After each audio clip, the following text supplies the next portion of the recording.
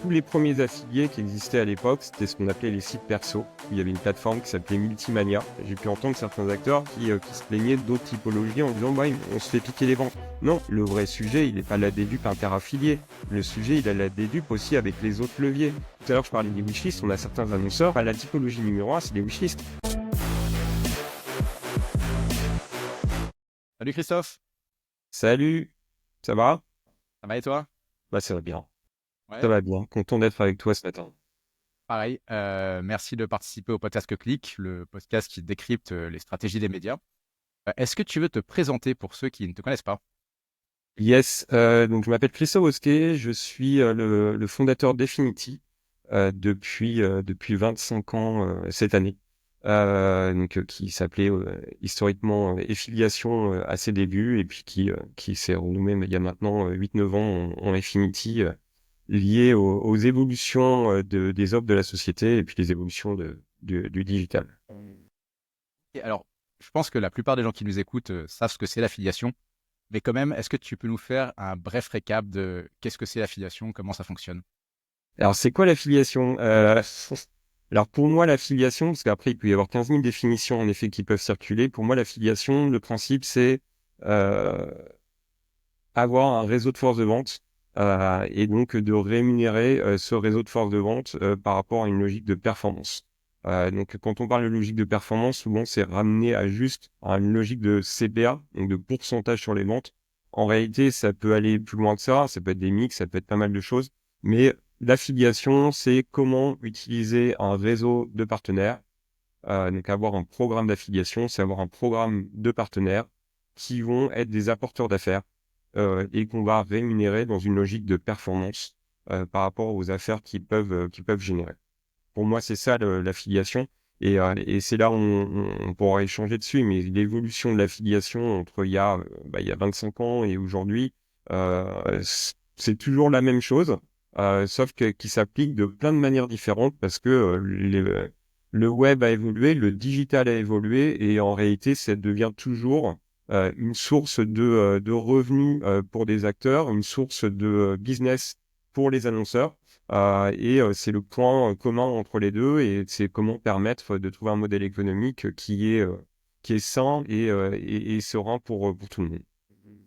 Ok, pour faire simple, tu as d'un côté des éditeurs qui communiquent sur des marques, d'un autre côté des marques, et donc l'affiliation, c'est ce qui permet de les mettre en relation et de définir un pourcentage de commission pour permettre aux éditeurs d'apporter des clients aux marques. Ouais, c'est ça. Si je reprends, c'est justement quand on a échangé pour préparer cet échange, je suis retombé sur un article que j'avais fait à l'époque, le Journal du Net, c'était en 2000 ou 2001. Donc ça remonte, hein, certains dans les gens qui vont nous écouter n'étaient peut-être pas nés. Mais en tout cas, en 2000-2001, l'exemple que j'avais donné à un journaliste pour parler de l'affiliation, c'était un site qui parle de sport, qui parle d'un produit de sport, qui renvoie vers un site e-commerce qui vend un ballon de foot, et de dire, bah, tu as mis en avant le ballon de foot, tu as mis en avant un produit, donc site thématique, derrière, bah, grâce à toi, le site e-commerce a vendu des ballons, et donc tu vas toucher des pourcentages, un pourcentage sur tous les ballons et sur toutes les ventes que tu auras permis de générer. Donc c'est vraiment la mise en relation d'audience par rapport à des besoins d'offres commerciales, des besoins produits, des besoins de collection de produits, mais c'est comment mettre en relation une audience qu'un éditeur a vers un autre champ. On va peut-être pas trop rentrer dans le détail technique, mais juste en quelques mots, est-ce que tu peux nous dire techniquement comment ça fonctionne? Comment tu arrives à suivre du clic à la vente? Alors, comment on arrive à suivre du clic à la vente? Alors, ça va être compliqué de ne pas rentrer trop dans le détail.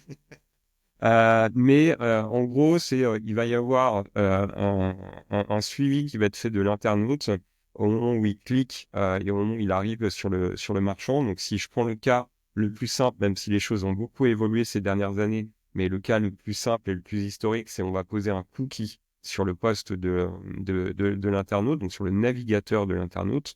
Au moment où il y a l'acte d'achat qui est fait, on va regarder si ce cookie est présent, et si ce cookie est présent, quelle est la source de trafic, quel est l'éditeur qui est à l'origine, ou les éditeurs, dans le cas où l'internaute est passé par plusieurs éditeurs qui sont à l'origine de cette transaction.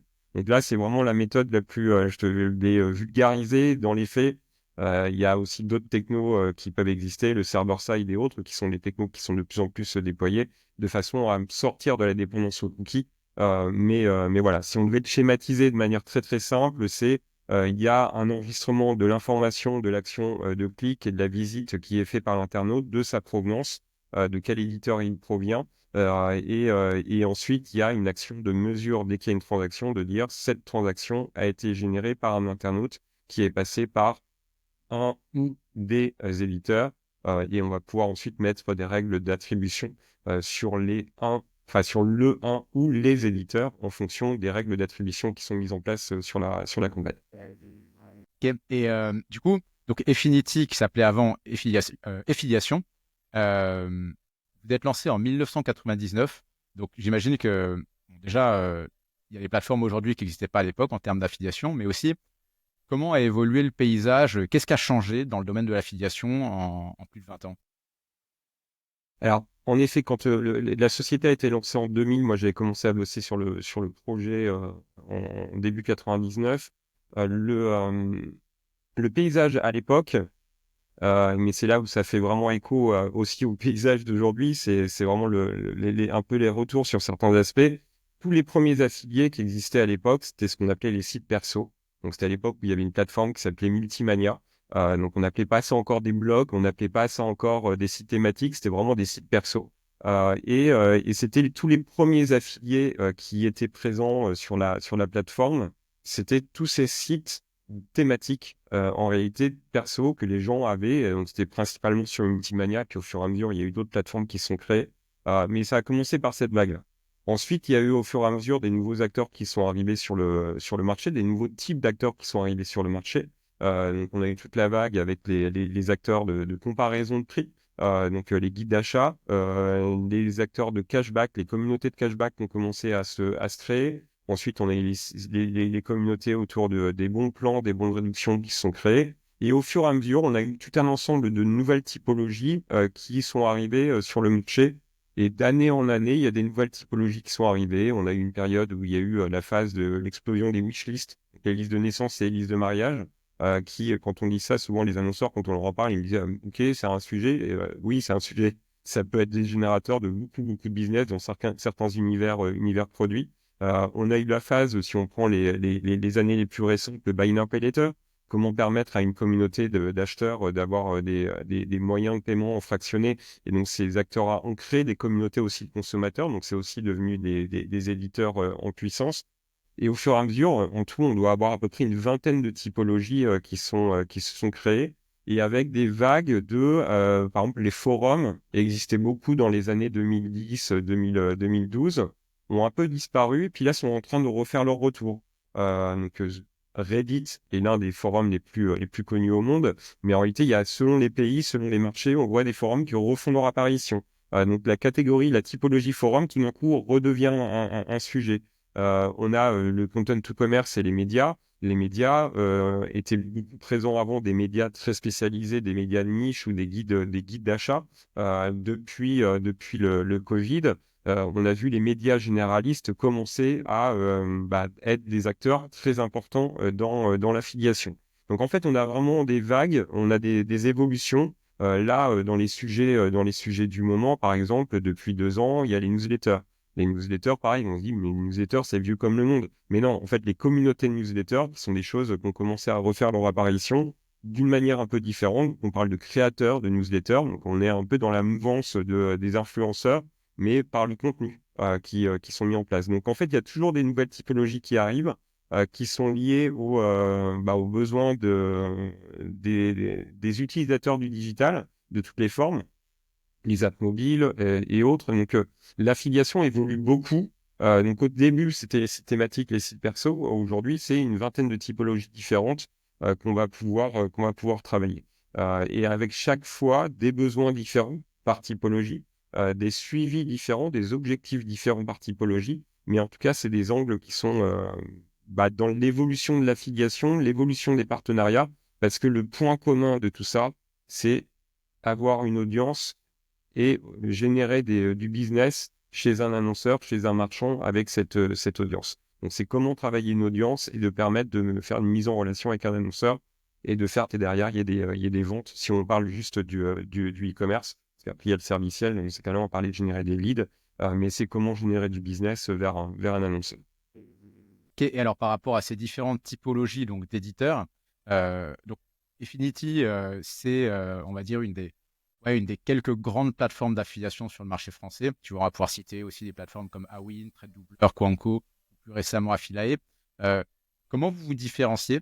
Est-ce que vous vous différenciez plutôt au niveau des typologies d'éditeurs ou au contraire au niveau des typologies d'annonceurs? Est-ce que vous vous différenciez de manière technologique? C'est quoi qui fait que Affinity n'est pas une autre plateforme? L'un des points, c'est que depuis le début de la boîte, euh, l'innovation et la veille sont des axes super importants pour nous. C'est-à-dire que on regarde toujours les nouvelles typologies d'acteurs qui sont en préparation et on s'adapte. C'est-à-dire qu'on va développer des outils qui vont permettre de les accueillir, de les accompagner. Que ce soit éditeur, mais que ce soit également les outils qui vont permettre aux annonceurs de travailler avec ces nouvelles typologies. Donc l'axe d'innovation et l'axe d'outillage, mais au-delà de l'outillage, c'est même les méthodologies, la compréhension des sujets, la compréhension des besoins. C'est un axe sur lequel, depuis le début, on est très présent. Donc, on fait beaucoup de veille. On accompagne beaucoup nos clients sur la veille. Derrière, notre pôle R&D, qui est totalement internalisé depuis le début de la boîte chez nous, et c'est super important, va toujours travailler à mettre en place des nouveaux outils pour accompagner les acteurs d'aujourd'hui, mais aussi les acteurs de demain. Donc, on est toujours dans cette logique-là. Pour schématiser, simplement, il y a des sujets dont on entend parler aujourd'hui qui sont, par exemple, les logiques d'attribution, contribution de l'ensemble de la chaîne, prendre en compte l'ensemble des acteurs qui sont présents dans la chaîne. En 2012, nous, on appelait ça l'affiliation équitable. On a été les premiers à lancer cette méthodologie et cette méthode de rémunération des éditeurs qui était en place. Après, depuis 2012, on a eu le temps de faire beaucoup de tests, de voir dans quel cas c'était adapté, dans quel cas ça l'était pas, comment c'était positif ou des fois pas positif, de façon à pas généraliser quelque chose qui ne l'est pas. Donc on est toujours en recherche. On avait lancé un flux produit pour accompagner les comparateurs, un gestionnaire de flux produits, pardon, pour accompagner les comparateurs. Ça devait être en 2008, je crois. Donc on est toujours en train de rechercher comment, déjà, c'est quoi l'évolution du digital, l'évolution des consommateurs, l'évolution de l'usage et comment créer des outils, comment permettre d'accompagner. Donc déjà, c'est de bien maîtriser et comprendre les sujets. Et ça fait partie des points forts qu'on a dans les relations avec nos clients, où beaucoup sont contents justement parce qu'on leur parle aussi des sujets qui vont arriver demain de façon à s'y préparer. Et ça, pour nous, c'est une force et une culture qui est vraiment dans la boîte, de se dire il faut qu'on sache comment ça va évoluer. Parler là du parcours multitouch avec les comparateurs de prix, mais plus récemment, on peut parler aussi des sites de coupons ou les sites de cashback. Euh, Moi, je suis donc un éditeur de sites de contenu depuis une douzaine d'années. Euh, Clairement, ce sujet, c'est un sujet qui m'a impacté parce que, en fait, l'affiliation, c'est un domaine où tout le monde essaie plus ou moins de déployer son cookie, on va dire. Et nous, en tant que média qui permet la découvrabilité des produits, on est souvent en début de chaîne. Et donc, on a toujours cette frustration de se dire, ouais, mais au bout du compte, on va faire découvrir un produit à quelqu'un, mais par la suite, le mec, il va aller soit sur un site de code promo, soit il a une extension de cashback installée, et on va se retrouver à se faire shipper la commission au dernier moment. Euh, Qu'est-ce que tu as à répondre sur ce sujet? En fait, le truc, c'est que déjà la priorité, c'est de le mesurer. C'est de dire quel est l'ensemble de la chaîne qui est responsable qui est responsable de la transaction. Et ensuite, de le valoriser. Pour moi, la valorisation, elle se fait pas de manière identique pour tous les chemins de conversion. C'est-à-dire qu'on va pas dire forcément, par exemple, c'est un test qu'on avait fait en 2012-2013. Depuis, on a arrêté d'utiliser ce modèle qui était de dire on va appliquer un pourcentage en fonction du nombre d'acteurs dans la chaîne, on va répartir ce pourcentage.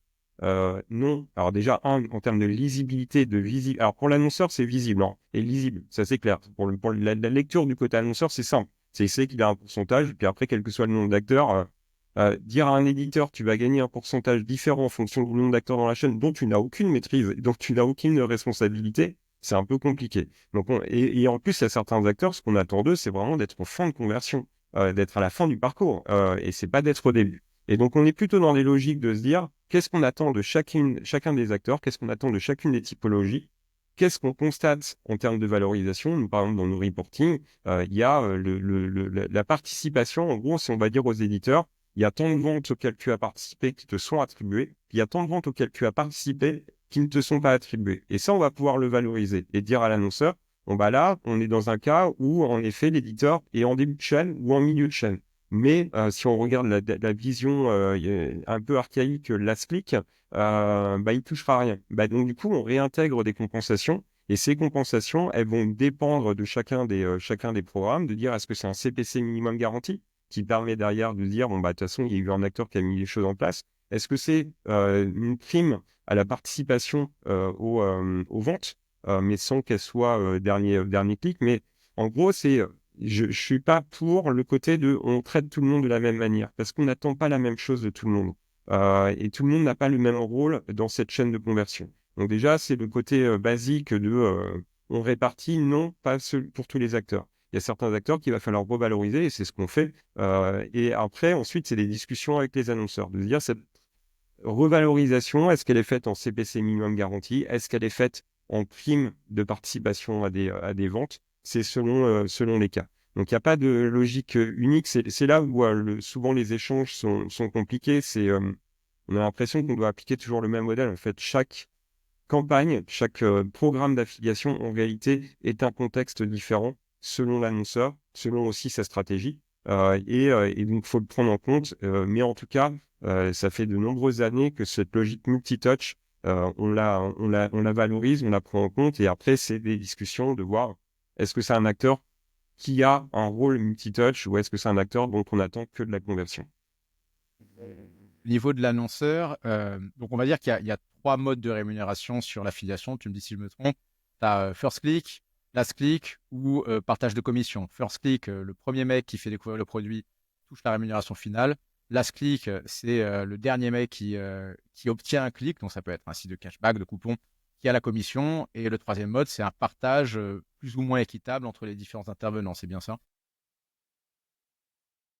Alors, tu as 3 modes, mais en réalité, ça va au-delà de ça. C'est quoi l'axe de l'annonceur? C'est quoi son positionnement? C'est quoi l'univers? Le parcours de conversion n'est pas le même en fonction des univers. Il y a des parcours dans le travel, il est beaucoup plus long. Et quand on parle de certains sujets qui peuvent être beaucoup plus courts, en fait, tout ça, c'est pas juste des paramétrages techniques. En fait, c'est des éléments stratégiques de se dire, est-ce que c'est un annonceur qui est leader sur son marché ou est-ce que c'est un challenger?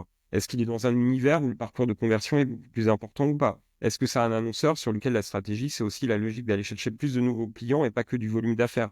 En fait, tout ça, c'est des éléments à prendre en compte dans l'élaboration de la prise en compte des acteurs. Aujourd'hui, dans les acteurs, dans les éditeurs, on parle beaucoup et c'est là pour le coup, c'est l'écosystème sur lequel tu es très présent. C'est les sites thématiques, mais après, il y a également d'autres typologies. Et le principe pour moi qui est important, c'est surtout pas de voir la guerre entre les typologies d'acteurs. J'ai pu entendre certains acteurs qui se plaignaient d'autres typologies en disant bah, on se fait piquer les ventes. Non, en fait, la logique, c'est pas le marché de l'affiliation, si on compare à l'ensemble du marché du digital, le marché de l'affiliation est petit, hein. Il y a Google, il y a Meta, il y a d'autres sujets, il y a d'autres leviers qui sont à côté. Si à l'intérieur de l'affiliation, les gens commencent à se taper dessus entre eux, c'est OK. Bah, en fait, non, le sujet, c'est de faire grossir la visibilité, c'est de faire grossir la compréhension du rôle de chacun au global.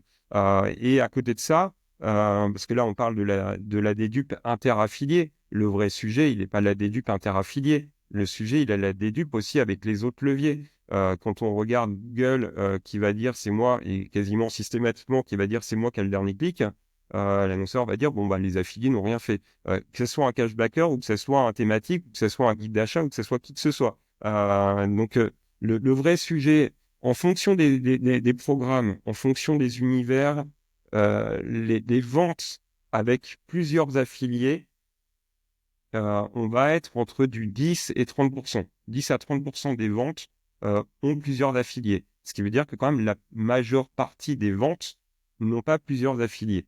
Par contre, elles ont d'autres leviers. Donc le sujet, c'est pas uniquement la dédupe interaffiliée. Le vrai sujet, c'est la dédupe et l'attribution au global avec les autres leviers. et de se dire comment on valorise le rôle de chacun. Mais c'est pas uniquement les uns avec les autres, c'est aussi versus le social ad, versus le display, versus le retargeting, versus le search, l'achat de marque, le SEO, l'accès direct. Et c'est là où après, justement, c'est devenu complexe pour les annonceurs parce que c'est énormément de choses à prendre en compte. Et c'est pour ça que l'élément pédagogie est super important, de façon à comprendre que si on enlève un éditeur de la chaîne, en fait, toute la chaîne potentiellement peut être arrêtée. Et des fois, non. Parce que faut aussi le prendre en compte, c'est que des fois, non, c'est pas parce qu'un éditeur est dans la chaîne que son rôle était forcément primordial. Donc c'est là où justement les évaluations sont importantes à faire, de se dire quels sont les rôles de chacun et comment on les valorise quand elles doivent être valorisées. Tu parlais de la déduplication. Donc, pour faire simple, la déduplication, c'est quand un affilié ramène un client, mais que dans le parcours client, ce client va également passer, par exemple, sur une publicité sur Google via du retargeting ou autre. Donc, tu vas avoir d'un côté l'affilié et de l'autre côté la publicité Google. Et l'annonceur, à ce moment-là, va dédupliquer, c'est-à-dire qu'il va attribuer la vente à un des deux canaux et rémunérer uniquement ce canal. Sachant que on est d'accord que en fait, Google ne peut pas être dédupliqué. Tu ne peux pas dire à Google, bon, bah, ce clic, en fait, c'est un affilié qui m'a apporté en premier, donc je ne vais pas payer le clic. Du coup, c'est toujours l'affilié finalement qui se fait dédupliquer. Euh, pour toi, est-ce que c'est une pratique qui se fait beaucoup de la part des annonceurs de faire cette déduplication? C'est une pratique qui se faisait beaucoup. Nous, ça fait de nombreuses années où c'est un vrai sujet, hein, mais qui n'était pas un sujet, parce que pareil, souvent, la non-connaissance du contexte annonceur fait que du point de vue éditeur, ça peut être vu comme étant en forme arnaque de la part des annonceurs. Mais non, en fait, il y a quand même un contexte de compréhension des enjeux, de compréhension aussi de quel est le rôle réel de chaque touch qui est fait. Donc nous, c'est un combat qu'on mène depuis de nombreuses années. C'est logique de conditionnement, des logiques de déduplication et de façon à pouvoir avoir des vraies discussions avec les annonceurs. Ça nous est arrivé avec des annonceurs de dire on coupe le programme, on arrête le programme parce que les règles de dédupe sont juste pas entendables. Et au bout d'un moment, il y a une non-valorisation qui est faite du rôle des affiliés. Et c'est compliqué d'aller, parce que je ramène toujours cette logique de réseau de force de vente. C'est compliqué d'aller animer, d'aller motiver un réseau de force de vente quand on leur dit, bon, ce que tu as amené, alors on n'a pas vraiment envie de le prendre en compte. Comment ça te donne envie de continuer? C'est juste pas possible. Donc ça, c'est vraiment des éléments importants et on ramène ça vraiment à des logiques de, il y a un réseau de force de vente, il vous génère du business. Si vous considérez que ce business, il n'est pas valable, bah, il va aller bosser avec d'autres annonceurs et voilà. Après, c'est juste au bout d'un moment, faut ramener à vraiment ce qui est le rôle de chacun. Maintenant, là où on fait toujours attention, parce qu'il y a quand même aussi des mauvaises pratiques qui existent d'éditeurs où quand on leur dit, je prends un exemple le plus classique, on leur dit il n'y a pas le droit d'acheter la marque sur Google, il n'y a pas le droit de diffuser des codes de réduction, mais qu'ils le font quand même. Donc il faut surveiller en permanence parce que du coup ça donne une image négative aux annonceurs et les annonceurs, le sujet affiliation n'étant pas le sujet numéro un par rapport à l'ensemble des leviers d'acquisition, le sujet de leur dire il y a 20 typologies à connaître dans l'affiliation, bah, c'est complexe. Il peut y avoir cette tendance à mettre un peu tout le monde dans le même sac. Donc il y a une image des fois qui peut être négative de l'affiliation et de l'autre côté des éditeurs dont la plupart sont très sérieux et quelques-uns qui ne le sont pas, qui tout d'un coup relancent la machine. On est le cas de certains éditeurs qui se positionnent comme network pour aider d'autres éditeurs à monétiser. On leur dit, OK, on veut que des thématiques. Ils nous mettent un site de bons de réduction derrière. Bon, bah voilà, enfin, tu es là, tu dis, non, mais en fait, on est en train d'essayer de pousser à la qualité, on est en train de pousser tout le monde à avoir une bonne image et de faire qu'on va augmenter les ICPC, on va augmenter la logique parce qu'il y a un vrai rôle thématique. Tout d'un coup, tu es obligé de reprendre le combat d'évangélisation et de rattraper le coup. Donc ça, c'est des éléments importants à avoir. Il faut que la qualité soit vraiment irréprochable. Sinon, au bout d'un moment, ça devient compliqué. Ouais, non, c'est clair.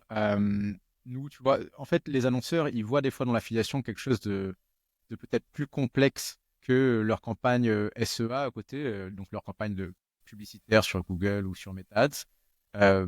Pour toi, qu'est-ce qu'elles y trouvent? Quel intérêt va trouver une marque à faire de l'affiliation en parallèle du SEA? Est-ce que c'est plutôt d'avoir du contenu qualitatif et aussi de faire du branding? Est-ce que c'est parce que, au bout du compte, ça leur coûte moins cher que les pubs sur Meta ou Google, dont les prix ont explosé récemment? Euh, Quel est l'intérêt pour les marques de faire de l'affiliation? L'intérêt, il y en a plusieurs. Il y a la diversité des sources d'audience, la diversité des dispositifs qui est super important, qui te permet de toucher des audiences que tu ne toucheras pas forcément par le biais de Google. Maintenant, là où c'est complexe par rapport à ça, c'est qu'en fait, c'est un ensemble de micro-diversité. C'est-à-dire que quand on parle avec certains annonceurs, certains qui peuvent être des très gros, ils voient les gros volumes que font Google, que font Meta, pour ne citer que ces deux-là, et on va leur parler d'un éditeur à l'intérieur du programme qui, du coup, unitairement représente un faible pourcentage. Mais sauf ce qui est intéressant de l'affiliation, c'est pas uniquement cette unité, c'est la somme des unités. Et c'est des audiences qu'il ne touchera pas par ailleurs. Ou en tout cas, qui va rassurer. S'il peut les toucher par ailleurs, il va les rassurer par ce biais-là. Donc déjà, ça c'est un point important, c'est la diversité des dispositifs, toucher des nouvelles audiences. Et donc c'est un peu ce côté de sommer des sujets un petit peu anecdotiques quand tu les regardes unitairement, mais qui au final représentent quand même des gros business et des gros enjeux. Donc ça, c'est déjà un point important. Ensuite, à l'intérieur de l'affiliation, tu as des dispositifs qui vont t'amener d'autres éléments en plus de t'amener directement du business. Je prends un exemple. On a sorti un livre blanc sur le sujet il n'y a pas très longtemps. C'est comment utiliser les éditeurs et les partenaires pour augmenter ta part de voix dans les moteurs de recherche. Que ce soit les moteurs de recherche d'aujourd'hui, mais demain, les moteurs de recherche sont en train d'évoluer également avec l'IA. Mais pour qu'on parle de toi dans les résultats, il ne faut pas qu'on parle, enfin, qu'il n'y ait que toi qui parle de toi. En fait, il faut aussi que tu aies des partenaires qui parlent de toi. Et on s'est amusé à faire un livre blanc avec un annonceur qui s'appelle Alltrix, qu'on a fait en liaison avec une agence SEO, et de dire comment j'augmente ma part de voix sur les résultats de recherche. Aujourd'hui, les résultats de recherche, tu as la partie Google Shopping, la partie SIA, la partie SEO, et puis après, enfin SEO direct, on va dire, et la partie le reste du web. Sauf que comment tu fais pour être présent sur le reste du web? Soit c'est tes concurrents qui vont le prendre par leur SEO, ou soit c'est toi qui es présent sur des sites partenaires qui vont te permettre de couvrir cet espace. Et donc, couvrir cet espace te permet de toucher encore plus de monde et d'amener du monde. Et ça, l'affiliation est aussi un moyen d'augmenter sa part de voix sur les moteurs de recherche, d'augmenter sa part de voix de présence sur les réseaux de partenaires.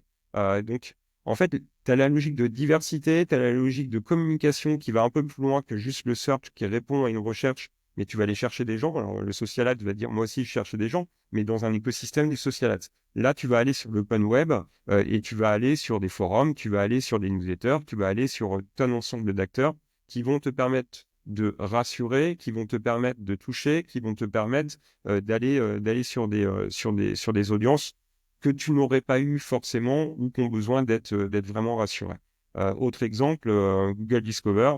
Google Discover, c'est pas du ad. Google Discover, c'est du contenu. Même si c'est pas une science exacte, mais en tout cas, les médias, le contenu permet aussi à des annonceurs de bénéficier d'une présence sur Google Discover qu'ils n'auraient pas en direct parce que Google Discover ne va pas mettre en avant un marchand directement, il va mettre en avant du contenu. Donc c'est plein d'éléments, mais qui fait que cette diversité de présence, cette diversité d'audience, elle est super importante. Et souvent, les nouveaux acteurs qui se lancent sur le marché ou une nouvelle typologie d'acteurs qui se lancent sur le marché, leur premier modèle économique, c'est l'affiliation. Parce que quand tu te lances sur le marché, tu vas pas tout d'un coup dire, moi, je veux un modèle économique. Je reprends mon exemple tout à l'heure des comparateurs qui sont lancés dans les débuts des années 2000.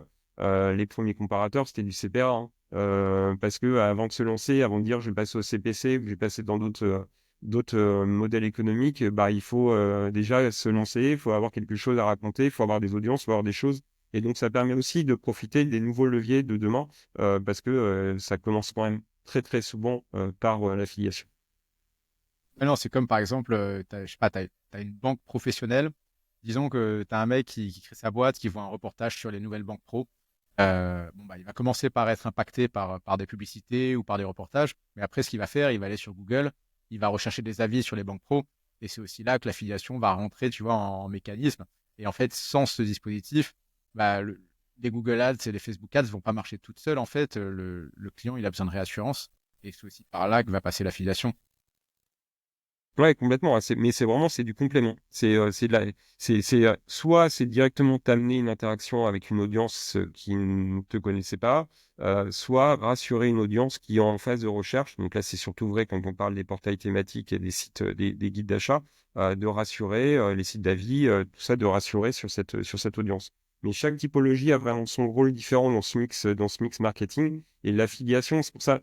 L'affiliation n'est pas un levier, l'affiliation, c'est une multitude de leviers à l'intérieur de cet organe de logique d'apport d'affaires. Mais c'est vraiment une multitude de leviers à l'intérieur. On ne peut pas traiter du tout de la même manière une wishlist qu'un guide d'achat, qu'un site de cashback, qu'un acteur de buy now, pay later, qu'un acteur qui fait de la newsletter contextualisée. Enfin, à chaque fois, c'est quand même des choses totalement différentes, des façons totalement différentes de travailler.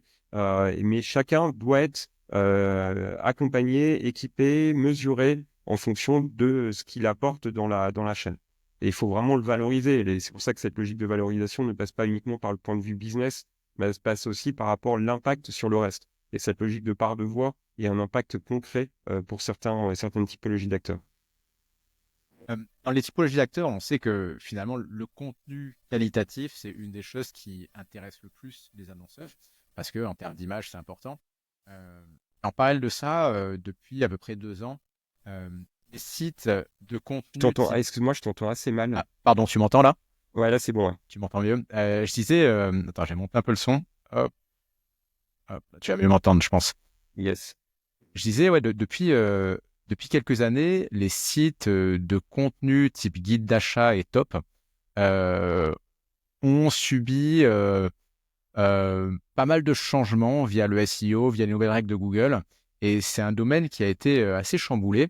Est-ce que toi, au niveau plateforme, c'est quelque chose qui a un impact sur l'activité définitive ou finalement, les sites de contenu, c'était une petite part de vos revenus et face à des catégories comme, je sais pas, le cashback ou les coupons, un changement dans un type de contenu, ça n'a pas un impact énorme chez vous?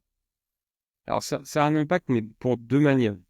Ça a un impact obligatoirement d'un point de vue business, parce que, comme je disais tout à l'heure, en fait, l'origine d'Affinity, c'est les sites thématiques. Donc, pour nous, c'est quand même quelque chose qui est super important. Et donc, il y a un impact business, mais il y a surtout un impact qui est le principe même, en fait, la diversité. En fait, on ne peut pas avoir des typologies, et surtout les typologies thématiques et guides d'achat, qui sont moins présentes. Donc, nous, on n'y travaille pas uniquement dans cette logique de se dire, bon, bah, ok, on constate des changements d'algorithmie, machin, de la part de Google, mais aussi des logiques de comment. Je te prends deux exemples qui concernent les sites thématiques et les sites médias en particulier. On a investi dans deux boîtes, une qui s'appelle Kessel et une qui s'appelle Anthem. Il y en a une, c'est une plateforme de gamification et l'autre, c'est une plateforme de création de newsletter, de création de communauté de newsletter. Euh, Pourquoi les deux, on suit les deux dossiers? Parce que les sites thématiques et les médias doivent aussi repenser leurs sources d'acquisition de trafic. Et donc, quand on dit, bon, bah, Google a changé son algo, du coup, ça a un impact pour eux, ça veut dire qu'il faut aussi repenser le changement de comment leur trafic, d'où il provient. Et c'est pour ça cet angle de gamification est intéressant. C'est comment utiliser le jeu comme moyen de récurrence de la visite. Alors, je reprends l'exemple classique qui est cité depuis 3 ans, le New York Times. Le New York Times, quand ils ont lancé les jeux et quand ils ont fait l'acquisition de Wordle, pour je sais plus combien de millions. Bon, c'est pas parce que tout d'un coup ils se sont dit qu'on va faire des jeux, ça nous fait marrer de faire des jeux. C'est parce que derrière ils ont un système de récurrence de la visite qui est tous les jours leurs internautes, les consommateurs, enfin les lecteurs viennent tous les jours pour faire leur petite grille de Wordle, mais du coup on profite pour passer plus de temps sur le média et avoir une récurrence de visite. Donc déjà c'est pour ça que l'angle était intéressant à explorer, c'est de se dire comment on essaie aussi d'explorer des pistes pour accompagner les thématiques et les médias pour sortir de cette dépendance à Google et sortir de cette logique de tiens, Google décide. Alors, pour l'instant, sur les guides d'achat, il n'y a pas eu ce phénomène comme il y a pu y avoir aux États-Unis, mais on surveille ça de très près. Et je pense que tout l'écosystème surveille ça de très près parce que c'est important de se dire bah, il ne faut pas que là, maintenant, les guides d'achat soient pénalisés. Donc, c'est des choses qu'on suit parce que c'est super important dans le mix affilié. Et donc, c'est important pour le business, mais au-delà de la logique business, c'est la logique d'origine de l'affiliation. La logique du fonctionnement de l'affiliation, c'est d'aller travailler avec des sites thématiques, aller travailler avec des audiences, des affinitaires. Et c'est vraiment un point important qu'on a derrière. Et aujourd'hui, le même schéma, on est en train de le reproduire avec l'influence. Bah, c'est travailler avec des créateurs qui sont du coup des thématiques, qui sont vraiment à l'origine de la passion. Et pareil, c'est une nouvelle typologie d'affiliés. Alors, nouvelle, nous, ça fait une dizaine d'années qu'on suit ce phénomène, parce qu'en gros, aussi perso, après, ça s'appelait blogueur, après, ça s'appelait influenceur, maintenant, ça s'appelle créateur. À la fin, c'est la suite logique de comment travailler avec des thématiques qui parlent à une communauté. Cette communauté, elle n'est pas liée à un site web, mais elle est liée à un réseau social ou à un compte. Mais en tout cas, c'est comment tout ça, c'est important à suivre. Et pour revenir sur les sites thématiques, c'est aussi des éléments de comment les sites thématiques et les médias doivent évoluer sur leurs sources d'acquisition de trafic. Et c'est les raisons pour lesquelles on suit ça de près, pour se dire comment on pourrait les aider, comment on pourrait les accompagner. Parce que si demain, ils n'ont plus de trafic, euh, c'est logiquement, ils ne pourront plus en générer chez les annonceurs. Donc, c'est la raison pour laquelle on suit beaucoup ces projets-là.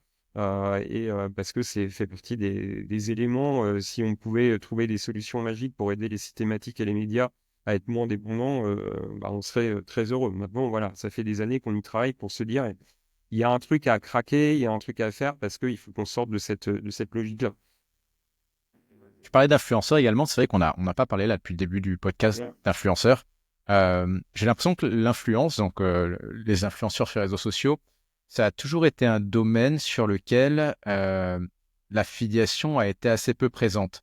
Alors, Affinity, vous avez un volet complet dédié à l'influence, mais historiquement, les influenceurs, ils préfèrent clairement les frais fixes à de la commission ou de la performance. Est-ce que vous arrivez à faire de la performance avec les influenceurs? Comment ça marche? Et c'est marrant parce qu'il y a eu, nous, on a lancé une plateforme qui était à l'origine dédiée à l'influence, qui s'appelait Brandulike, que depuis on a totalement réintégré dans Affinity. On l'a lancé il y a 8 ans. Et donc au début, on travaillait beaucoup avec les blogueurs. On avait organisé pas mal d'événements avec les influenceurs. Donc à l'époque, c'était surtout des blogueurs. Le premier événement qu'on a fait, c'était en 2014, qui s'appelait Blog Me and Famous. Qui était comment rassembler des blogueurs pour justement mettre en avant des marques, mettre en avant des produits. Au fur et à mesure, on a créé une plateforme dédiée à l'influence que depuis, on a totalement réintégré dans Affinity. On a lancé une app mobile sur le sujet parce que c'est surtout des créateurs qui ont besoin d'être accompagnés sur le volet mobile. Et en parallèle, il y a eu beaucoup d'événements. Enfin, moi, j'ai assisté à pas mal de conférences ou des tables rondes auxquelles j'ai pu participer. Où il y en a une en particulier, je m'en rappelle, où il y avait plein de créateurs qui étaient là et qui bossaient à la perf. Mais ils appelaient pas ça de l'affiliation. Parce que pour l'affiliation, il y avait une image négative. Mais ils bossaient quand même en étant rémunérés avec une dotation produit puis un pourcentage sur les ventes qu'ils généraient grâce à un code qu'ils distribuaient dans leur. Mais pour eux, ils faisaient pas de l'affiliation. Et je me rappelle, dans cette table ronde, on m'a posé la question en me disant, mais vous, en affiliation, vous aussi, vous mesurez à la performance et le pourcentage du chiffre d'affaires. Je dis, mais c'est même l'origine, en fait. C'est pas juste l'influence qui s'est mis à créer un modèle qui, tout à coup, l'affiliation a repris. Non, c'est que, en gros, c'est l'influence. C'est pour ça on a souvent le sujet de est-ce qu'on appelle ça de l'influence à la performance? On appelle ça de l'influence affiliation. En réalité, c'est des créateurs qui ont une communauté, qui vont partager, partagent autour d'un produit, d'un bon plan, et qui vont être rémunérés avec une logique de performance. Certains vont être avec des frais fixes, d'autres vont être avec des pourcentages du CA, d'autres vont être avec des modèles mixtes, de dire pourcentage du CA avec un minimum de. En parallèle, il peut y avoir des dotations produits parce que l'un des gros points différenciants entre un influenceur créateur et un site média ou un site thématique, quels que soient les autres affiliés, c'est que pour pouvoir parler du produit, il faut qu'il ait le produit. Donc c'est pour ça que cette logique de dotation produit, elle est importante. C'est que s'il n'a pas le produit, c'est compliqué d'aller partager de l'expérience avec le produit. Mais oui, on a des campagnes qui sont 100% perf avec les influenceurs. Et puis, dès qu'on veut toucher des choses un peu plus larges, dès qu'on veut des fois avoir des communautés qui sont bien précises, il faut trouver des modèles mixtes qui existent. Mais oui, oui, ça fait partie des sujets. Et surtout depuis la loi influence l'année dernière en France, Il y a eu aussi un petit nettoyage ou un petit retour sur terre de certains influenceurs. Alors, ils étaient plus forcément basés en France, certains étaient partis à Dubaï et compagnie, mais la loi influence a permis aussi de ramener un peu raison et puis un peu de surveiller ce qui était diffusé sur les comptes sociaux et sur les réseaux sociaux. Donc non, non, il existe des créateurs à la performance pure. Il existe des créateurs qui demandent des modèles mixtes. Il y en a d'autres où ils savent qu'ils ont une communauté qui est très précise et que bah, ils savent aussi l'impact que ça peut avoir. Donc, ils vont demander des modèles plus importants, des frais fixes plus importants. Mais si je reprends ce qui se passe, le phénomène qui se passe aux États-Unis ou au UK ou en Asie à l'origine, TikTok Shop Affiliate, c'est du pourcentage, hein. C'est uniquement du pourcentage. Et aujourd'hui, quand on regarde les volumes de TikTok Shop aux États-Unis, au UK ou en Asie, que ce soit en Chine, en Malaisie ou en Indonésie, TikTok Shop, c'est des gros volumes et avec une partie de ce gros volume qui provient des affiliés. Les affiliés sont des créateurs TikTokers qui sont rémunérés un pourcentage du chiffre d'affaires généré sur les boutiques TikTok, enfin TikTok Shop. Donc on est dans le pourcentage pur. Là, il y a pas de frais fixes, c'est du pourcentage pur. Donc oui, ça existe et c'est même un phénomène qui est en train de vraiment s'amplifier. Donc oui, c'est un sujet, nous, ça fait, comme je disais, ça fait 10 ans qu'on suit parce que c'était la suite logique. Un affilié, c'est quelqu'un qui a une audience qui va pouvoir partager des informations, qui va pouvoir donner envie de parler d'un produit. Et au début, c'était des blogueurs, maintenant, c'est des créateurs qui ont des communautés et qui vont être plus authentiques, plus passionnés quand ils vont parler de produits qui correspondent à qui ils sont. Et ça, pour nous, c'est assez important. Donc, t'as des influenceurs aujourd'hui qui, sans avoir de site, juste avec leur réseau, via l'affiliation, arrivent à bien gagner leur vie. Ouais, il y en a, et après, certains, c'est des compléments de revenus. Après, il y a de tout. Mais comme des sites affiliés, on a des sites affiliés, l'affiliation fait partie des revenus, mais c'est pas le seul revenu. Oui, il y a des acteurs, et puis avec, à chaque fois, des acteurs, dans le cas le week-end dernier, un influenceur qui a fait un placement de produit sur une marque qui n'était pas forcément très connue, qui a fait 400 ventes dans la journée sur cette marque et sur ce produit. Et c'est un exemple parmi tant d'autres. Je parle de celui-là parce que c'était une discussion que j'ai eue hier soir avec les équipes sur une mise en place d'une campagne. Mais voilà, ça fait partie des choses qui sont importantes. Et pour nous, ça rentre dans la suite, mais vraiment logique de l'affiliation et des partenariats. C'est un réseau d'apporteurs d'affaires. On n'est pas dans du ads, on n'est pas dans du paid au sens ads programmatique, on fait un ciblage d'audience et on y va. Ça, c'est autre chose. Et donc, c'est comment travailler avec une communauté qui peuvent générer du business. Si tu devais classer pour toi les typologies d'affiliés qui sont les plus performantes, euh, tu mettrais qui en top, on va dire en top 3? Pas évident. Non, il y a pas, je suis désolé, c'est pas pour faire la langue de bois, hein, mais j'ai pas de réponse unique parce que ça dépend du contexte de l'annonceur. On a des annonceurs, il n'y a pas de cashback, on a des annonceurs, il n'y a pas de coupon. Donc on a des annonceurs, et la typologie qui fonctionne le mieux, c'est le guide d'achat. Puis on a d'autres annonceurs qui sont très promophiles et qui veulent absolument communiquer sur les promos parce que c'est leur business, c'est leur fonctionnement. Et là, dans ces cas-là, on va avoir les sites de bons plans, les sites de cashback qui vont être numéro un. Donc en fait, ça dépend vraiment du contexte. Et pour nous, c'est super important et c'est un indicateur qu'on surveille de très près. C'est la répartition des typologies sur le mix de la plateforme. Et pour nous, c'est vraiment des éléments qui sont importants, que ce soit en nombre, que ce soit en volume de business généré.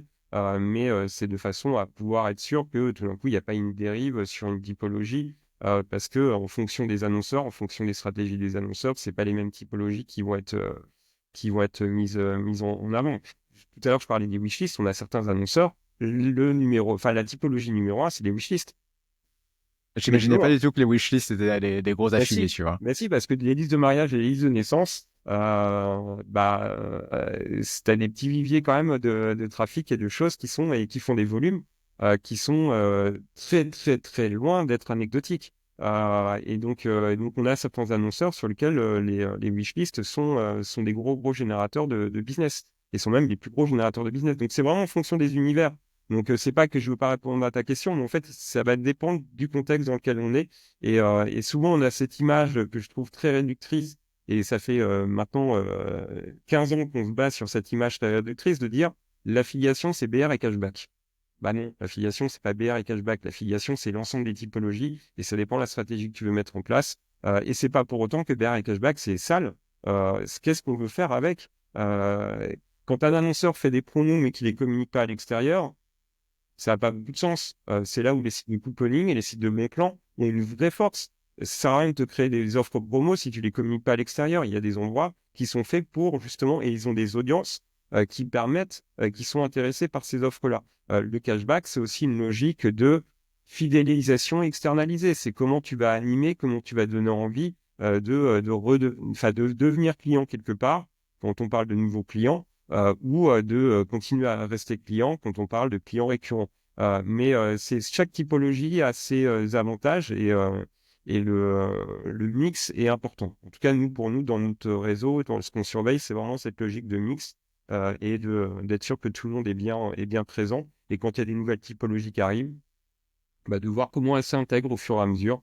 Le Buy Now Pay Later, quand il est arrivé, comment au fur et à mesure, les CSS qui sont arrivés il y a quelques années, comment les CSS sont. Donc les CSS, c'est les emplacements Google Shopping, mais qui ne sont pas en direct avec la marque, mais qui sont des emplacements qui ont été obligés par Bruxelles, la loi européenne a imposé à Google de laisser des emplacements ouverts.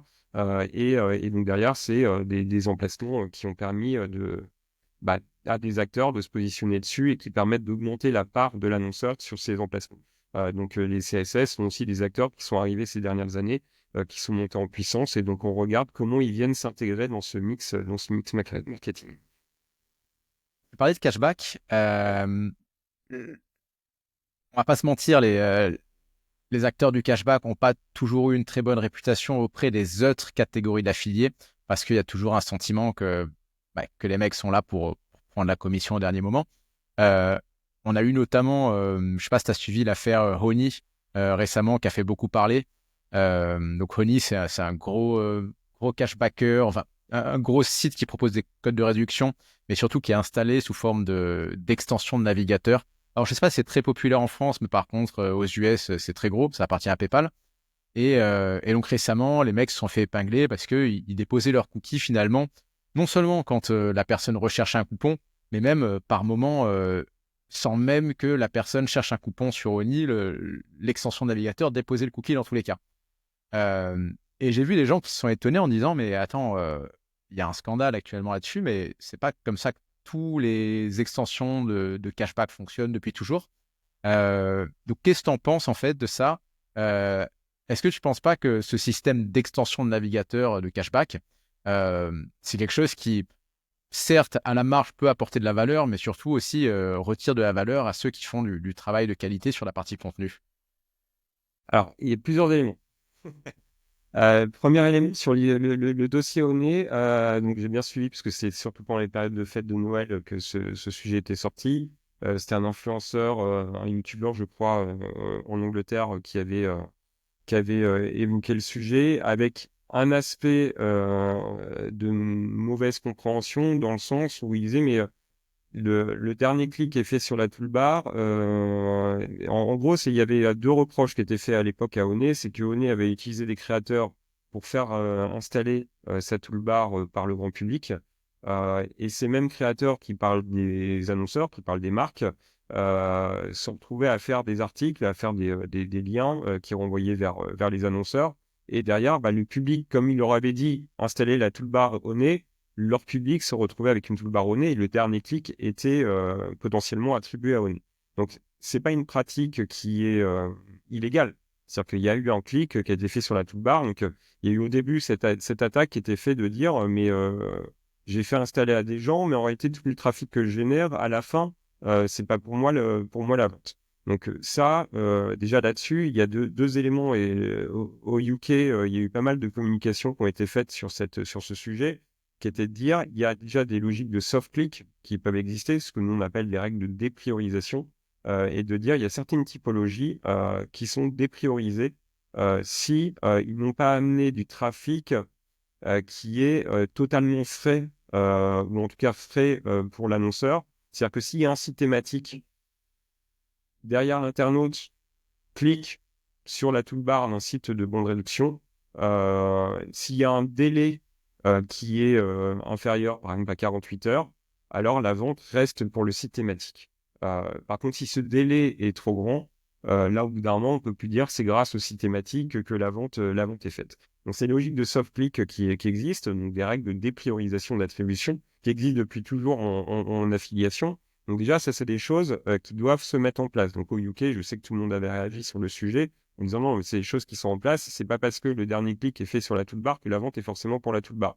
Parce que justement, ces règles de dépriorisation font que la toolbar a bénéficié d'un trafic qui est là et n'a pas amené vraiment la logique d'aide à la transformation. Donc ça, c'est un premier point. Après, il y a le point dont je parlais tout à l'heure, qui était la logique de contribution de l'ensemble des acteurs de la chaîne. Si la toolbar a été une aide à la décision pour le consommateur et pour l'internaute, bah, il faut quand même le prendre en compte. Par contre, il faut aussi prendre en compte les acteurs qui sont dans la chaîne. Donc la logique de toolbar, il y a des toolbars qui sont faites pour aider. Et après, il y a des combats contre des toolbars qui ne sont pas faites pour aider. Et donc, dans ces cas-là, il y a des règles de surveillance. Nous, derrière, dès qu'un acteur a une toolbar, il y a des surveillances qui se mettent en place. Sur le marché français, si on revient sur l'histoire du cashback, là, on est en train de mettre en place, dans le cadre de CPA, donc qui est le collectif pour les acteurs du marketing digital, une charte du cashback sur lequel on est en train de travailler, de façon à faire que justement tout ça puisse être avec des engagements de la part de tous les acteurs, et c'est pas que les acteurs de cashback, ça sera aussi les engagements de la part des plateformes, de façon à être sûr que tout ça est bien surveillé, et qu'il y ait des règles qui se mettent en place. Mais voilà, il y a des logiques dans le cas de données. J'ai vu pas mal d'articles qui circulaient en Angleterre, où il y avait beaucoup de choses aussi d'incompréhension, où non, il y a des logiques de soft click qui existent chez les plateformes, qui permettent de ne pas attribuer au dernier clic. Puis il y a aussi des logiques, nous on a des annonceurs qui nous disent je ne veux pas être sur les toolbars. Si je veux bien être présent, surtout il y a toolbar de cashback et toolbar de monde réduction. C'est quand même deux univers différents. C'est certains annonceurs qui disent je veux bien être présent sur le site, sur l'app mobile du site de cashback. Par contre, je ne veux pas être systématiquement proposé parce que l'internaute arrive sur mon site et qu'il a la toolbar.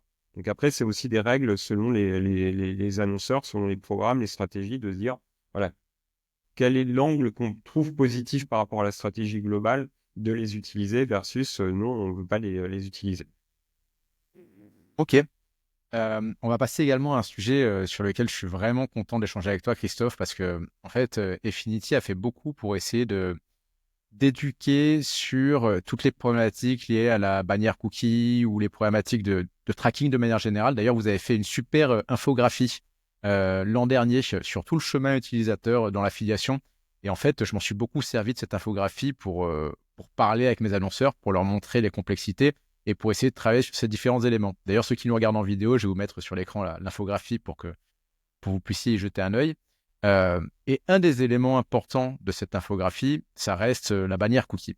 Donc moi, c'est un sujet sur lequel, évidemment, j'ai discuté avec beaucoup d'annonceurs parce qu'on s'est rendu compte au fur et à mesure que nos annonceurs se mettaient en règle avec les dernières recommandations de la CNIL que finalement, on perdait des commissions. Est-ce que tu peux nous expliquer déjà qu'est-ce qui est en jeu dans ce sujet et comment les éditeurs peuvent traiter ça avec leurs annonceurs et de quelle manière ils peuvent éviter de se retrouver finalement à perdre 30% souvent de leur commission, parce que le taux d'acceptation d'une bannière cookie, c'est à peu près, on va dire, 70%. Comment, en tant qu'éditeur, surtout quand tu n'es pas un gros éditeur, parce que tu vois, dans un article que tu as publié dans le journal du Net, tu parlais du Parisien qui avait négocié ça en direct avec beaucoup d'annonceurs, avec pas mal de succès. Mais il y a aussi beaucoup de petits indépendants qui n'ont pas forcément ni le poids ni le temps de négocier ça avec indépendamment chaque annonceur. Donc déjà, explique-nous qu'est-ce qui est en jeu. C'est peut-être le plus important. Ah, ouais. Alors, la genèse du truc, c'est la CNIL qui sort, donc dans un contexte de mise en place du RGPD, la CNIL qui sort les lignes directrices de la CNIL. Les lignes directrices de la CNIL sur la traçabilité sur le digital. Donc, il y a un texte de loi qui est écrit, qui s'appuie, et tout doit reposer sur ce texte de loi. Donc, à l'époque, j'ai fait beaucoup de réunions avec la CNIL sur le sujet, la demande était de faire exempter l'affiliation au consentement parce que on n'est pas comme dans la programmatique où la logique de l'individu qui a cliqué, qui a acheté est important. Nous, ce qui nous intéresse, c'est l'origine de trafic. C'est juste de dire, il est venu de tel site et puis il a généré des... Euh, et, euh, et donc, du coup, il y a eu beaucoup de discussions avec la CNIL sur le sujet de en fait, nous, on n'a pas besoin de connaître l'individu. Les ventes pourraient être anonymisées. On a juste besoin de savoir que les gens qui proviennent on prend l'exemple du Parisien, qui sont arrivés sur un marchand, ont effectué des commandes. Sauf que le texte de loi dit clairement que tu peux bénéficier de l'exemption uniquement si la lecture, l'écriture sur le navigateur, enfin sur le device en gros de l'internaute, est strictement nécessaire au bon fonctionnement du service. Et ça, cette phrase, en fait, c'est l'élément clé de dire strictement nécessaire au bon fonctionnement du service. Et donc de dire, tu as absolument besoin d'écrire ou de lire sur le poste de l'internaute pour faire que l'article sur le Parisien, le guide d'achat du Parisien fonctionne. Légalement, ça marche pas. Donc, elle va beau dire, oui, mais c'est le modèle économique. Le modèle économique ne rentre pas en jeu sur ces sujets. Il faut que ça soit fonctionnellement, techniquement, strictement nécessaire. Et donc, déjà, c'est ça l'enjeu. Donc, on a eu beaucoup d'échanges, beaucoup de sujets avec la CNIL à l'époque. Et à la fin, ils ont sorti les lignes directrices. Il y a eu quelques échanges derrière par rapport au Conseil d'État parce qu'on avait attaqué la CNIL dans le cas du CPA et d'autres organismes au Conseil d'État pour essayer d'aller chercher un peu plus loin. Et au final, ils ont mis l'exemption sur le cashback et le reward, parce que en effet, le cashback et le reward, pour que le fonctionnement du service cashback et reward fonctionne, il faut qu'il y ait lecture et écriture sur le terminal utilisateur, en sachant que le consentement est obtenu à l'inscription sur le service de cashback.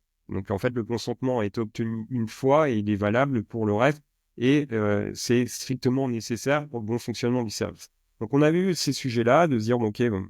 Et au final, on n'a pas réussi mais on n'est pas les seuls, hein, dans tous les pays d'Europe, il y a le même sujet. Et en sachant qu'il y a certains pays d'Europe qui étaient un petit peu plus, qui allaient plus loin que la CNIL. Mais en tout cas, on a eu ce sujet. Les lignes directrices sont arrivées, les CMP, donc les fameuses fenêtres de consentement, sont arrivées, donc la CNIL est rentrée enfin la filiation, pardon, est rentrée dans des finalités qui sont proposées à l'internaute. Ce que ça a généré derrière, c'est du coup le trafic qui provient de l'affiliation, la mesure concrète, directe de la vente ne se fait que si l'internaute a donné son consentement. Donc nous, on a mis en place des systèmes qui sont totalement analysés, qui nous permettent, ou en tout cas surtout qui permettent à l'annonceur d'avoir l'information du sans consentement. Maintenant, après, c'est des discussions parce que tout ça, ce sont des sujets d'interprétation des textes de loi. Donc selon les cas, les DPO ne sont pas toujours alignés. On pourrait prendre 3 DPO d'annonceurs différents. Les 3 n'auront pas du tout les mêmes interprétations des textes. Donc c'est là où c'est compliqué aussi, hein, c'est de dire tout ça rentre dans des contextes d'interprétation de loi, de juridique. Donc ce qui fait que il n'y aura jamais 2 cas identiques. Enfin, il n'y a pas 2 cas où on se dit on applique une méthode, on l'applique partout. Il y a des sujets d'interprétation. Mais en tout cas, il y a ce risque de déperdition, enfin c'est plus qu'un risque, c'est qu'il y a une déperdition de la mesure et vraiment de la granularité de la mesure. Maintenant, pour y pallier, il y a plusieurs choses. C'est soit de s'appuyer, et donc ça fait partie des choses sur lesquelles justement on a pas mal travaillé à l'époque, c'est de rentrer dans un point de vue analytics et de dire, et quand tu rentres dans un point de vue analytics, c'est là où tu peux arriver avec des logiques probabilistes, tu peux arriver avec des logiques il y a le volume des ventes que tu as pu mesurer de manière granulaire et puis le volume des ventes que tu n'as pas pu mesurer, mais qui sont les gens qui n'ont pas donné leur consentement, voilà à peu près le volume des ventes qu'ils auraient pu générer grâce à chaque source. Donc ça, c'est des choses qu'on essaie de valoriser. Maintenant, tout le monde n'a pas le même niveau d'information là-dessus. Donc c'est c'est selon les cas, selon les contextes.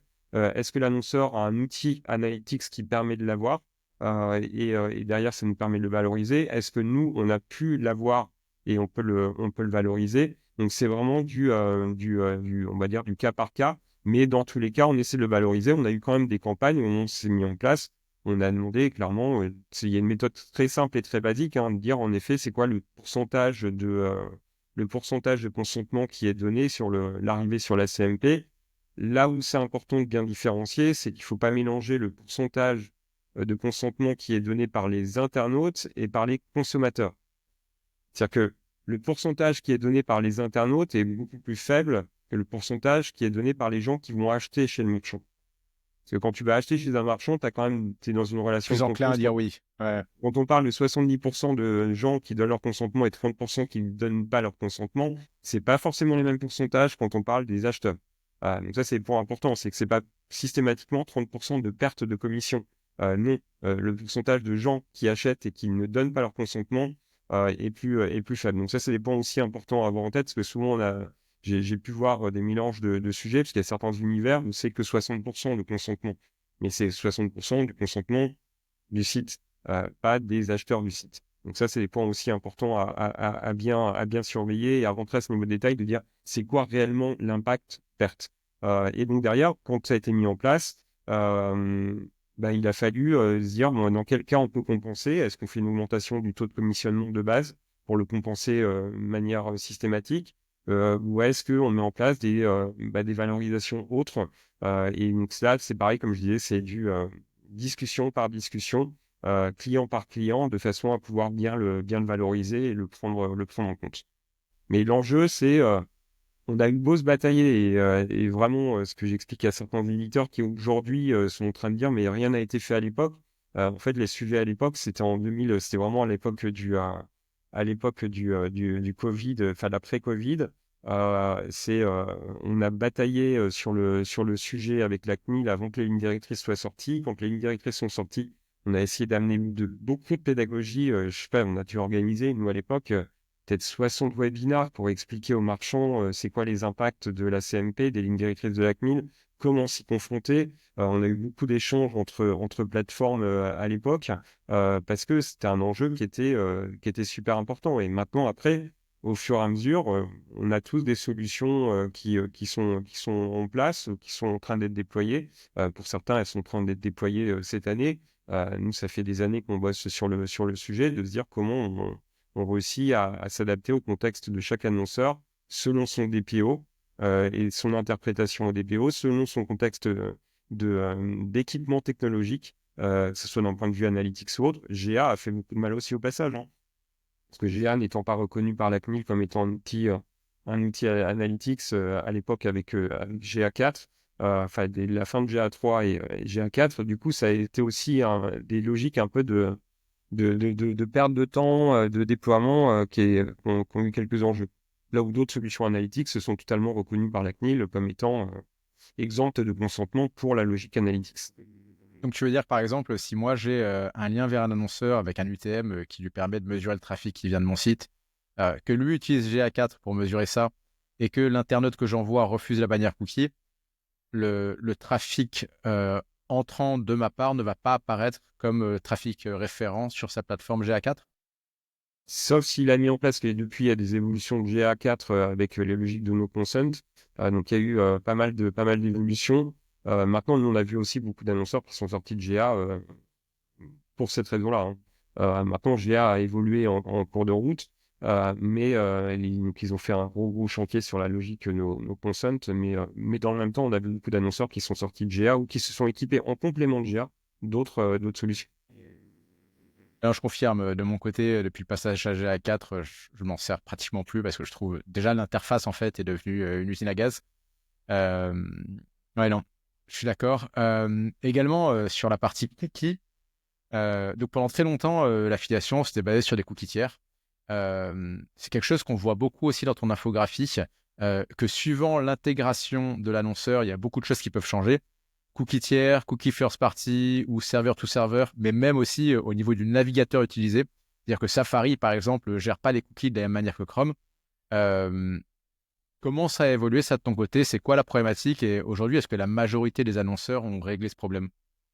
Alors, oui, nous, on a commencé à déployer la première conférence qu'on avait fait sur le sujet, c'était 2 jours avant le premier confinement. Donc, ça remonte, hein. Et c'était comment déployer la logique first party. Donc, cookie first et plus être en cookie tiers. Aujourd'hui, il nous reste 2 clients qui sont encore en cookie tiers. Mais sur lesquels, du coup, ont été obligés d'être mis des logiques de compensation et de suivi autres. Mais c'est tous les restes. Maintenant, ça fait un petit moment que tout le monde a été basculé en cookie first et en parallèle, l'intégration server-side. Maintenant, l'intégration server-side, c'est quand même pour l'annonceur, c'est pas juste un pixel à poser. C'est qu'il y a voilà, il y a un chantier technique, chantier souvent aussi avec un budget à mettre en face, hein, parce que quand on parle de server-side, ça veut dire qu'il faut parler d'infrastructure serveur. Quand on parle de pixel, si tu poses un pixel sur des pages, que ce soit un script et t'as pas de surcoût. Éventuellement, tu as un conteneur de tag à intégrer, mais il y a plein de conteneurs qui existent sur le marché, mais il n'y a pas de surcoût. Quand tu te mets en mode server-side, tu dois appeler une infrastructure serveur qui, elle, va appeler les partenaires pour leur dire les X, les transactions qui ont eu lieu. Et cette infrastructure serveur, elle a un coût. Donc, du coup, il y a eu toute cette logique de bascule en server-side, c'est de se dire, OK, j'ai un chantier technique qui n'est pas forcément des plus simples et j'ai un surcoût que je n'avais pas, qui doit être mis en place pour accompagner le server-side. Donc, c'est la raison pour laquelle le server-side, nous, on accompagne les marques depuis maintenant, en même temps que le first party, d'équiper en logique de mesure server-side qui vient en complément de la logique pixel, que c'est bien d'avoir le regard des deux, et pas uniquement l'un ou l'autre, mais d'avoir les deux qui viennent se compléter, qui viennent permettre de faire des analyses. Mais on accompagne, mais voilà, c'est la logique 100% server-side, ça serait un mensonge de te le dire, le déploiement du server-side prend du temps parce qu'il y a beaucoup de contraintes côté annonceur. Mais en tout cas, la logique first party, ouais, ça c'est un peu, voilà, c'est la logique petitière. Quand j'ai développé le tracking de la boîte, parce qu'à la base, je suis ingénieur, donc à la base, j'avais développé l'outil tracking de la boîte en 99-2000. Oui, on était en petitière à l'époque. Bon, depuis, ça a un peu évolué. Je voyais également dans ton infographie, tu vois, au niveau des cookies, que Safari ne garde le cookie que pour une durée de 24 heures. Est-ce que c'est toujours le cas? Est-ce que ça veut dire que pour toutes les personnes qui utilisent Safari, que ce soit sur Mac ou sur iOS, on ne peut le traquer que pendant 24 heures sur la conversion? Alors, je t'avoue que c'est vraiment, je me suis pas replongé sur les configs de chacun, alors tu as 24 heures sur une forme de cookie, et après, à partir du moment où tu veux réussir à te mettre dans une logique de server-side, tu peux venir compléter. Je t'avoue que faudrait que je me replonge sur le sujet spécifique Safari. Autant mon équipe technique, elle sait prendre autant. Je t'avoue que, Moi, j'essaierai de préciser ça en commentaire du podcast. ouais. Également, alors ça serait dommage de faire tout un épisode de podcast sans parler d'intelligence artificielle, vu que c'est quand Ouais. même le sujet du moment. Aujourd'hui, je vois tout à fait comment les éditeurs l'utilisent, comment nous, on l'utilise de notre côté pour nos sites. Et c'est clairement une petite révolution dans la manière dont on produit nos contenus. D'ailleurs, on a fait un épisode, là, il n'y a pas longtemps, dédié à ce sujet, sur la création de contenu via intelligence artificielle. Au niveau des plateformes d'affiliation, qu'est-ce que ça change? Alors, plusieurs réponses. Alors, au-delà des éditeurs qui sont en train de s'équiper, qu'on surveille quand même de façon à ce que toute la logique de content ne soit pas fait que par IA, de façon à ce qu'il y ait quand même un vrai service qui soit amené aux consommateurs dans la mise en avant d'un produit. Bon, ça, à la limite, on va dire, c'est la surveillance d'une mauvaise utilisation potentielle d'un nouvel outil. D'un point de vue, nous, concrètement, nous, il y a plusieurs sujets sur lesquels on utilise l'IA. Déjà, il y a eu un sujet d'avoir une meilleure qualification des éditeurs et des marchands. C'est des trucs tout bêtes, hein, mais d'avoir des descriptions les plus complètes, parce qu'en fait, plus tu as des descriptions complètes, plus tu vas pouvoir aussi derrière les exploiter Et en fait, l'IA nous a permis de gagner beaucoup de temps sur d'avoir des descriptions les plus complètes possibles sur les éditeurs et sur les annonceurs qui sont sur la plateforme. Ensuite, l'autre point, c'est comment faire gagner du temps en matching. Parce qu'en fait, une plateforme d'affiliation, c'est comme un site de rencontre, hein. Tu dois matcher les gens. Et donc, derrière, c'est comment tu fais les meilleurs matchings. Et donc, derrière, c'est pour faire les meilleurs matchings, c'est que tu vas utiliser tous les éléments que tu peux avoir sur les éditeurs, sur les annonceurs, et de dire, bah, pour tel éditeur, voilà tous les annonceurs de la plateforme qui correspondent, que ce soit de manière les plus évidentes, mais comme les manières moins évidentes qui sont faites. Donc, ce qui fait gagner beaucoup de temps sur la logique de, tiens, comment mieux recommander un annonceur. Donc, c'est des choses sur lesquelles on joue beaucoup en ce moment. Pour ça, il a fallu aussi rentrer dans des logiques de machine learning parce que derrière, il a fallu éduquer le moteur pour lui dire ce qui marche déjà en termes d'activité business et comment utiliser ça pour en sortir des matchings que tu peux trouver en faisant plein de recherches ou que tu peux directement avoir en recommandation directe par l'IA. Donc ça, c'est un point important. Et l'autre chantier sur lequel on bosse en parallèle, c'est toutes les logiques de projection, d'évolution du business. Parce que ça, c'est les points importants sur lesquels les annonceurs nous demandent beaucoup. Ces logiques de forecast et ces logiques de projection business. Et ces projections ne sont pas forcément sur ce qui se passera dans 6 mois, mais aussi ce qui se passera à la fin du mois quand on est le 3 du mois. Et donc, c'est quoi les projections, les évolutions qu'on peut prévoir au regard des chiffres des dernières semaines, de la saisonnalité, des pics un petit peu spécifiques pays par pays, des événements de façon à pouvoir une finesse dans les logiques de forecast et d'évolution business, que ce soit pour le chiffre d'affaires généré, que ce soit pour les ventes générées, que ce soit pour les commissions à faire évaluer, mais d'avoir cette logique vraiment de projection business, saisonnalité qui sont importants. Donc, on a vraiment ces angles de génération de contenu. Bon, ça, c'est le truc le plus basique possible de l'IA générative. Le matching, là, pour ça, il faut qu'on passe par des axes de machine learning. Donc, c'est les choses sur lesquelles on est en train de faire travailler les jeux de données pour justement voir comment le matching peut être plus intéressant. Et le troisième axe, c'est les logiques de reporting et d'évolution de reporting, d'évolution de business, de façon à amener des projections. Donc, d'un point de vue impact direct, c'est ça les chantiers sur lesquels on travaille. Après, de l'autre côté, c'est l'impact, on va dire, indirect. C'est l'évolution dans les affiliés, l'évolution dans les business des uns et des autres et potentiellement des nouveaux affiliés qui vont arriver, hein. Il y a des affiliés qui sont en train de travailler sur de la conversation générée par l'IA qui vont être branchés directement sur des WhatsApp ou générés directement sur d'autres outils. Ça pourrait devenir des affiliés de demain.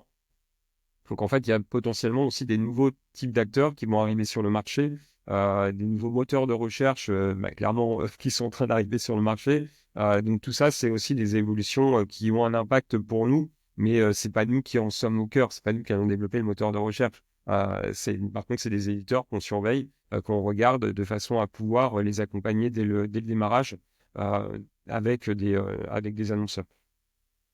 Alors, le matching, c'est clé pour moi. Je pense que c'est peut-être pour moi le point le plus important. Tu vois, j'ai mon petit frère qui a créé un site de e-commerce et qui a créé son programme sur une plateforme d'affiliation. Et donc, j'en ai profité pour voir à quoi ressemblait la marketplace côté annonceur. Et en fait, quand tu es un annonceur, que tu tombes sur la marketplace des éditeurs, c'est hyper difficile de sélectionner correctement les éditeurs qui peuvent t'apporter du trafic. C'est difficile de les classer, que ce soit par trafic, par thématique. Et en fait, je pense que ça serait vraiment génial que l'annonceur, après qu'il ait créé son compte, il ait directement une sélection. Voilà tous les affiliés intéressants qui peuvent correspondre à ta thématique, qui font du trafic, qui font des ventes, qui sont quali. Et ça, l'IA, c'est ce qu'elle sait bien faire, en fait, ce genre de traitement de l'information. Ouais, en fait, il faut sortir de la logique de moteur de recherche et passer dans une logique de moteur de recommandation. En fait, c'est tout le bienfait de l'IA, c'est d'être dans une logique de recommandation et pas de recherche. Faire un moteur de recherche, c'est important parce qu'il faut laisser libre aussi la recherche si on veut aller chercher des choses spécifiques. Par contre, la logique de moteur de recommandation, c'est là où l'IA change pas mal les choses. Mais pour ça, ça passe, comme je disais, le machine learning, ça passe par différents éléments Et c'est des points oui, qui sont importants. Enfin, même la logique des parcours, c'est des choses sur lesquelles on regarde s'il n'y a pas des choses aussi à en sortir, de dire, voir les parcours d'achat qui sont faits, donc par rapport à ce qu'on mesure, mais voir les parcours d'achat qui sont faits et de se dire, est-ce qu'il y a des choses à apprendre de ces parcours? Il y a quelques années, on avait commencé à étudier un truc, bon, c'était peut-être une fausse bonne idée, mais on avait commencé à réfléchir à un truc de pourquoi systématiquement un éditeur renvoie vers l'annonceur. Est-ce qu'il ne faudrait pas se dire, l'internaute n'est pas encore prêt pour arriver sur la fiche produit de l'annonceur, il faudrait peut-être le renvoyer vers un autre éditeur pour renforcer son envie d'acheter le produit. Bon, comme je te dis, c'est peut-être une fausse bonne idée. Mais en tout cas, c'est la logique du multitouch, justement. Allons jusqu'au bout du multitouch et de se dire qu'il y a des consommateurs pour qu'ils achètent. Ils ont besoin de passer par ces étapes de rassurance, d'avoir un bon plan, mais ils ont besoin de passer par toutes ces étapes. Et donc, on avait commencé à réfléchir à un truc de se dire, selon ce qu'on considère comme étant le niveau de maturité de l'internaute, on ne va pas forcément renvoyer vers l'annonceur directement, mais on va renvoyer vers un autre éditeur qui vient compléter ce besoin en rassurance. Et donc, du coup, bon, on ne l'a pas fait et je pense que ça aurait été mais, sans fin. Mais les annonceurs, du coup, ils auraient eu moins de trafic parce que du coup, c'est les éditeurs qui seront envoyés. Mais bon, en tout cas, c'est des axes sur lesquels on avait pas mal réfléchi, de se dire comment on aide le consommateur à la fin avoir une meilleure conversion et comment on fait que cet ensemble de la chaîne puisse avoir une meilleure conversion. Mais pour revenir sur l'IA, du coup, c'est logique de parcours de conversion, d'analyser les meilleurs parcours et de machine learning. Ça permet aussi de bien l'étudier, ce que font des outils analytics du marché. Hein, c'est de dire ce parcours de la chaîne, j'analyse l'ensemble des parcours de la chaîne et je me rends compte que le taux de conversion est moins fort quand il manque tel touch. Et c'est ce qui permet justement de faire le fameux incrémental, de dire grâce à tel affilié, grâce à tel levier, il y a un incrémental qui peut se mettre en place. Et ça, le machine learning et cette logique d'apprentissage permettrait de le faire. Donc, c'est tous les chantiers sur lesquels on travaille parce qu'il y a énormément de choses à apporter en plus au marché grâce à l'IA. Donc, voilà, c'est les sujets sur lesquels on est bien chaud parce il y a plein de choses à amener à chacun sur le sujet. Ok. On est en train d'arriver vers la fin de cet épisode. On a déjà dépassé les 1h20. Euh, Comment tu vois l'affiliation évoluer dans les années à venir? Tu penses qu'il va y avoir des changements importants, qu'il y a des types d'éditeurs aussi qui vont disparaître au profit d'autres? Alors, les changements que je vois, en fait, c'est pas que lié à l'affiliation, c'est lié au digital au sens large. C'est-à-dire que de plus en plus, on est dans un univers de communauté, une micro-communauté, et donc les leviers deviennent aussi impactés par ça. C'est-à-dire que on parle des créations de newsletters, on parle des réseaux sociaux avec les créateurs, euh, des forums. Tout ça, en fait, en réalité, c'est une logique de communauté qui se met en place. Et l'affiliation va devoir aussi permettre, enfin, de travailler avec cet ensemble de communautés. Là où il y a 15 ans, le digital, on parlait de mass média, on disait, OK, tu fais du Google, tu fais du Meta, à l'époque, ça s'appelait encore Facebook, et tu fais je sais pas quoi, mais en gros, c'est les gros leviers classiques du mass média. Au fur et à mesure, la segmentation qui est faite par les consommateurs est sur plein d'endroits différents. Il n'y a plus ce côté de tout le monde est rassemblé à un endroit. En fait, même avec Google, on le voit, avec les nouveaux moteurs d'IA, ils vont être, je ne sais pas combien, à se batailler sur les nouveaux moteurs de recherche de demain. Et donc, du coup, on va avoir un morcellement de la consommation et plein d'endroits qui seront une diversité de communautés. Et l'affiliation, c'est là où, en même temps, faire un défenseur de l'affiliation depuis 25 ans, mais l'affiliation a vraiment aussi des choses à aller chercher là-dedans. C'est cette logique de communautés de plus en plus nombreuses. Et donc, les enjeux, c'est de réussir à bien industrialiser le fait de parler avec une multitude de communautés qui sont pas forcément énormes. Et quand on est à la place d'un annonceur, de dire, tu vas aller discuter avec une personne qui parle à 10 000 personnes. Quand à côté de ça, il y a Google qui lui dit, je te permets de parler à des millions de personnes, ça va pas le faire rêver. Mais c'est là où justement le rôle de l'affiliation et des plateformes, ça va être de permettre cette industrialisation et le fait de pouvoir toucher toutes ces communautés, tous ces patrons de communautés, ce qu'on appelle les subreddits, si on parle de Reddit, ce qu'on appelle les créateurs quand on est sur les réseaux sociaux, mais et puis les sites web, les médias, il y a de plus en plus aussi de sites médias qui existent, hein, au final, quand même. Ils sont impactés, mais en même temps, ils sont plus nombreux. Donc, c'est comment réussir à toucher toutes ces audiences qui sont de plus en plus spécialisées. Et donc, pour moi, l'affiliation, ça va être de cet accompagnement-là qui va être important. En ce moment, on bosse avec Biril, le réseau social français. Faut rappeler qu'il est français. Mais Biril, qui a quand même des millions d'utilisateurs, et pour le coup, pas que en France, mais dans le monde, ils ont aussi, c'était une logique quand tu travailles avec un profil Biril, euh, c'est des communautés qui sont petites au final derrière. Mais sauf que c'est des profils qui sont intéressants aussi. Donc, c'est comment tout ça évolue parce que ça fait partie des choses le web est en train au fur et à mesure, enfin le digital, pardon, est en train au fur et à mesure de se morceler parce que les gens s'éparpillent totalement et l'affiliation a ce rôle justement de permettre de toucher tous ces univers, toutes ces communautés, tous ces endroits différents. Donc, pour moi, c'est comme ça que je vois l'évolution de l'affiliation, c'est de toucher de plus en plus de mondes différents parce que les gens vont être éparpillés un peu partout. Merci beaucoup, Christophe. Juste pour terminer, si tu avais un éditeur qui fait les choses un peu différemment, que tu aimerais voir passer dans ce podcast, tu penserais à qui? Un Pas éditeur. évident. Waouh. Un éditeur. Waouh, waouh, waouh. Qui je pourrais te dire? C'est parce que on échange beaucoup et qu'on est en sein du même bureau au CPA. Au CPA, j'ai envie de te dire Clément d'Humanoïde, de façon à présenter l'ensemble des activités qu'ils peuvent avoir. Parce que au-delà des activités, c'est surtout les méthodes qu'ils peuvent avoir, parce qu'ils sont présents sur plein de chantiers différents et au niveau du groupe. Donc voilà. Donc ça pourrait être un éditeur parce que voilà il explique bien les choses aussi, donc ça pourrait être une personne à avoir.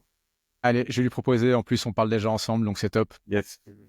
Merci beaucoup, Christophe, d'avoir partagé tout ça. C'était vraiment sympa. Tu as été hyper transparent sur les problématiques que nous, on peut rencontrer en tant qu'éditeur. Et c'était vraiment intéressant d'avoir le point de vue d'une plateforme en fait sur le sujet. Donc, merci encore d'avoir participé.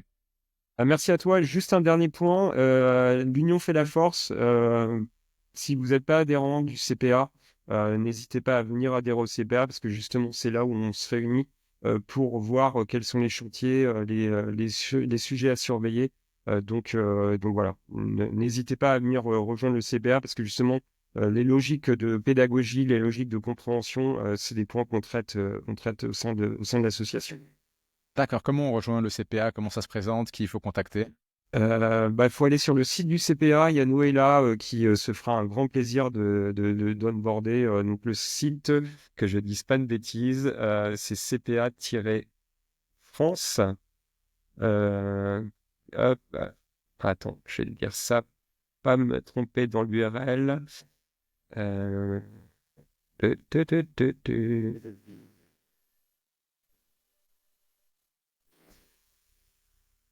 Hop, c'est cpa-france.org. Allez, nickel. Je rajoute ça aussi en commentaire. Et Yes. merci encore, Christophe. C'était vraiment super sympa. Merci, bonne journée.